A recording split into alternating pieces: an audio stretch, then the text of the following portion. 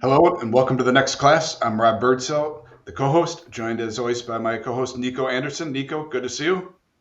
Hey, Rob. Nice to see you. And to our listeners and viewers, we have a very special guest, Sister Vickie Perkins. Sister Vickie, welcome to the next class. Thank you. It's good to be here. Uh, Let me introduce you to our listeners. I met Sister Vickie in 2007 in the first year, I think, Vickie, of Cristo Rey, Kansas City. Yes. We opened in opening year August of of Cristo Rey, Kansas City. 2006. That's right. And Sister Vickie was the founding president of Cristo Rey, Kansas City, and a great school, great team. One of her right-hand people is the founder of Cristo Rey Milwaukee, Andy Stith, good friend of both of ours. And I'm actually drinking a special coffee cup today. You see this, Sister Vickie? Right. And Very good. it's inscribed. It says in Spanish, Nadie nos quita la balado. Nobody can stop the dance that we have started. And Preston Kendall gave it to me a couple years ago. So, Vickie, welcome. It's so good to have you. I think you were just saying this is your first podcast. Yeah, it is. It is. Technology is not my thing. See, as I told you before, if Father Foley could do this, I knew you could do it. But it's great to have you here and fun conversation for us today. To begin with, let's go to Cristo Rey. And what led you? I don't think I've ever asked you this, but what led you to be the founder of Cristo Rey, Kansas City?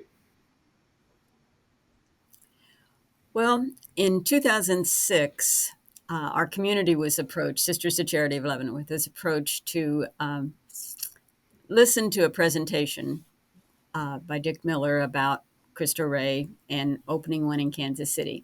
I had heard of Cristo Rey and done some research on it earlier than that.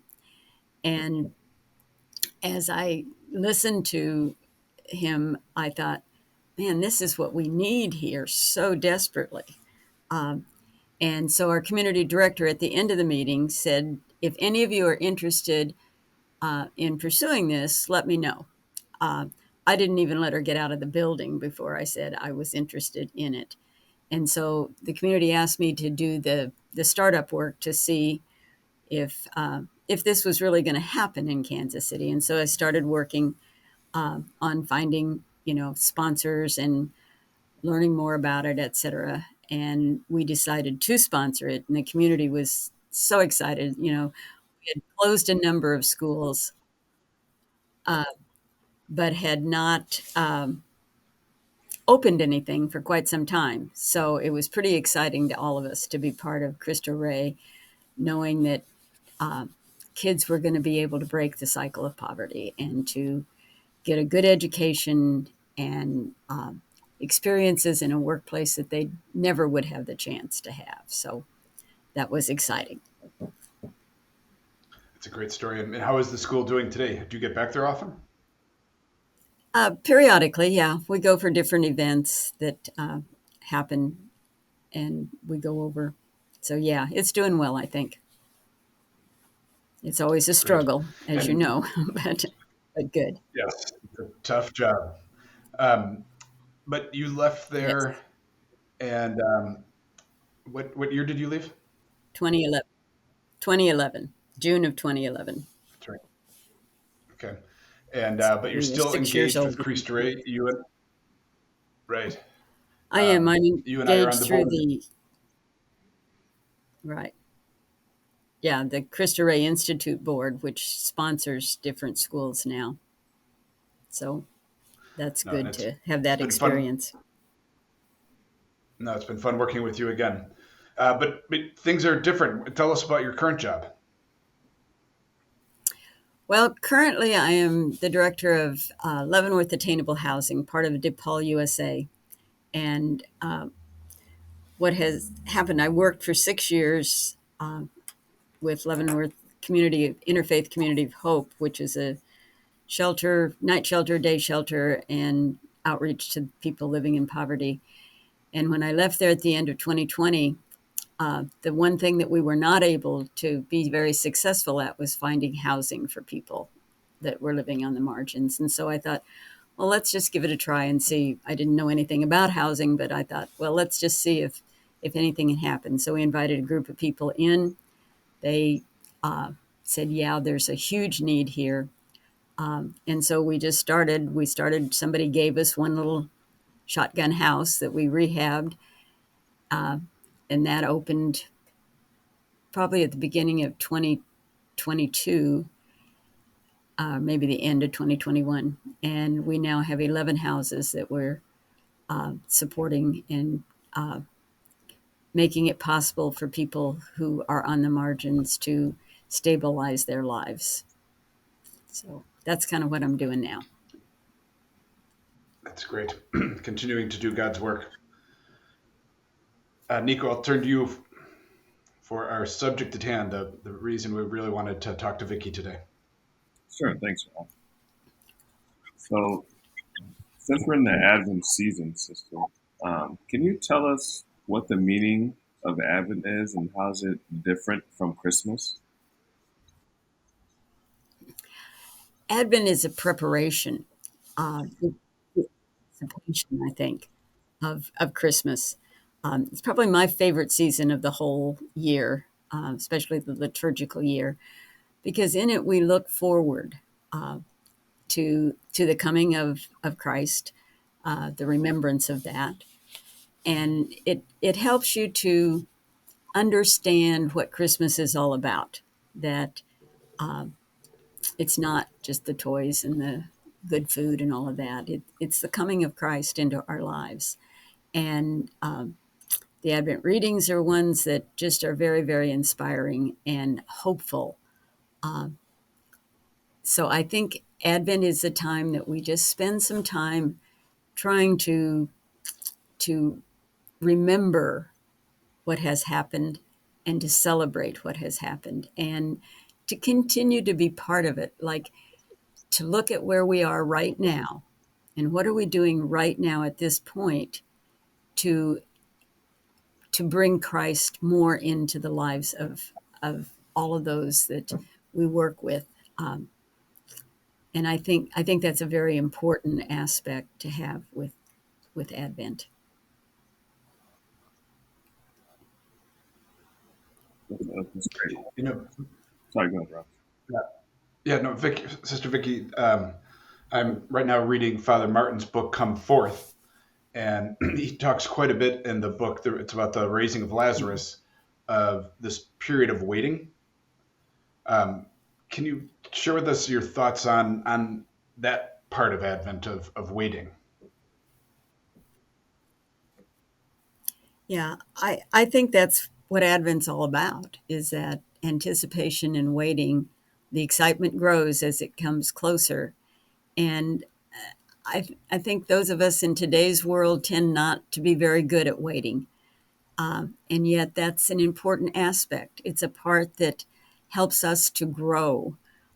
If everything just falls into our lives immediately and is fine, then there's no issue, just keep going on. And in the waiting period, you have time to reflect, because you're anticipating, you're looking forward, you're hoping. And so there is time in there that hopefully you slow down a little bit, even though it's an extremely busy time of year. But, if you're really celebrating Advent, you're celebrating the waiting and the anticipation. And so you find some times to truly celebrate your life and the life of other people. God walks with you, no matter who you are or where you are. And that, I think, is a very important thing for all people to understand. And amazingly, very often, those who are on the margins understand that better than most of us do, because they've experienced God in their lives.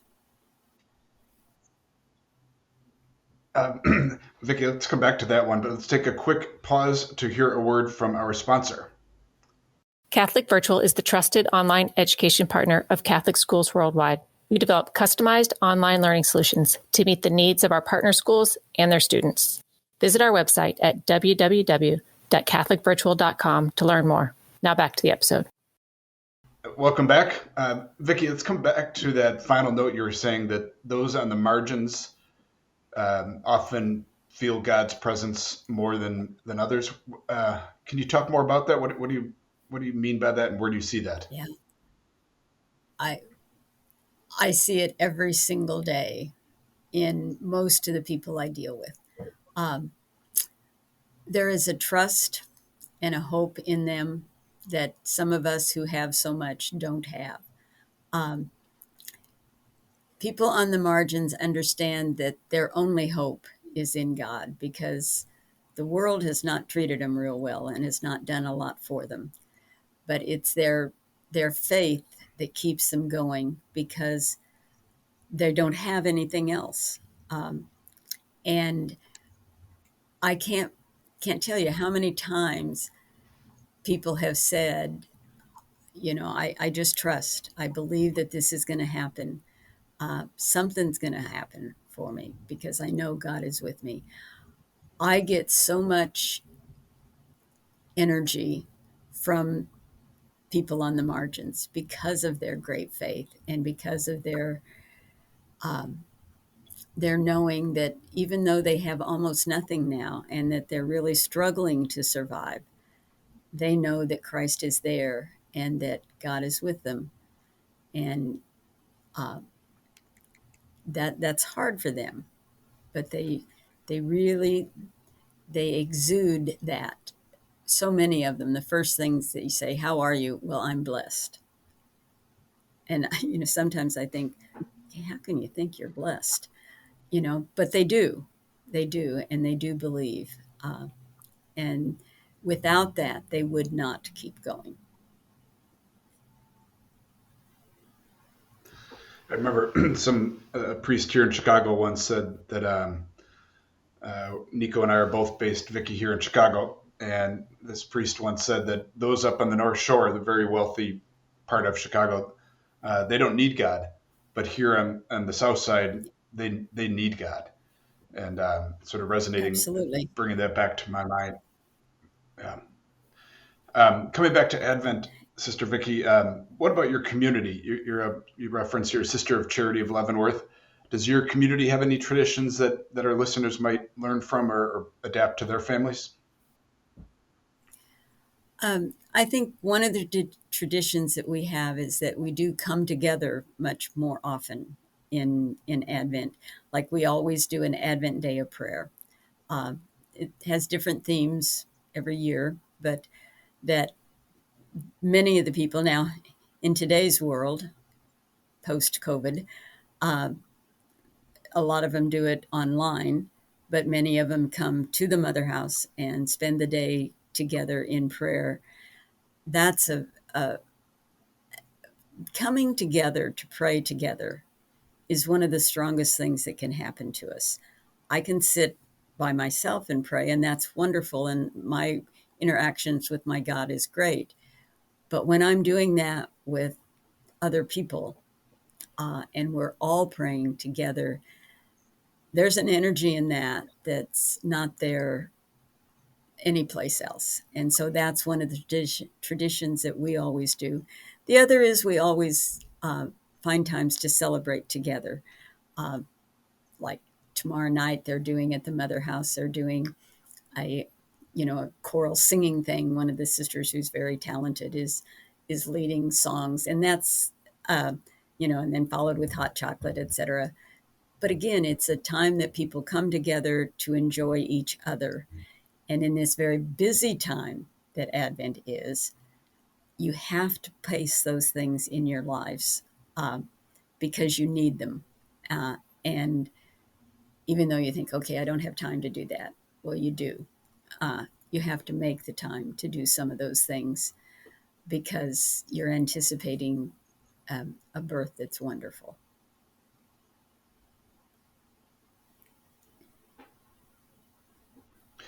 Well, Sister Vickie, we are grateful for you joining us on the next class. We conclude each podcast, we've asked for four years now, the same question to each guest, and that is, who is your greatest teacher and why?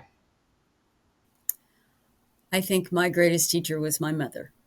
My mother had a lot of problems in her life. Her son died when he was 7. No, when he was 10, I was 7. And 3 years later, her husband died. And my mom raised the two of us, my sister and I, on her own. She was the first lay teacher in the Catholic schools in the Diocese of Kansas City, St. Joe.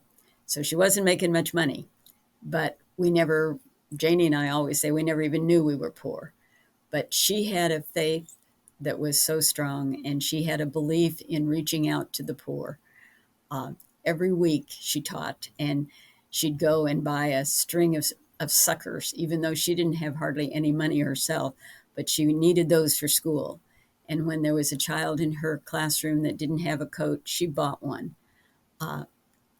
I think my mother taught me my values, and she was by far the greatest teacher in my life.